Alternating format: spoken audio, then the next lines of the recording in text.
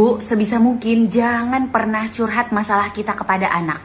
Karena anak kita itu bukan pak suami yang bisa pasang tampang pura-pura dengerin kalau menurutnya cerita kita itu nggak penting. Sementara anak kita, cerita dari ibunya itu dimasukin gak cuman ke hati, tapi juga ke pikiran dan ke seluruh sistem di dalam tubuhnya. Ini menjelaskan kenapa kita benci sama hal atau orang yang dibenci sama ibu kita.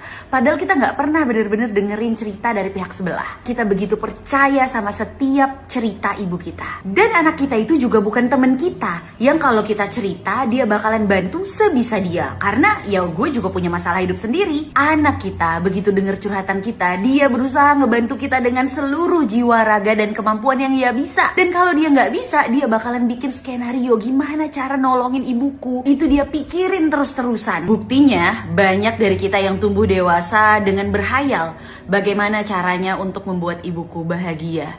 Gak sedikit dari kita yang berhayal tiba-tiba punya duit segepok, tiba-tiba bisa memindahkan ibu kita ke luar negeri, tiba-tiba bisa membawakan rumah baru untuk ibu kita. Dan ketika kita tertampar sama realita bahwa itu gak mungkin, itu sakit banget di diri kita kan? Maka para ibu usahakan punya beberapa tempat curhat setelah menikah agar kita nggak kecolongan curhat ke anak. Selain suami, kita harus tetap bergaul dan punya teman, punya komunitas, punya hobi. Dan saya tahu untuk meluangkan waktu itu tuh nggak segampang saya ngomong kayak gini.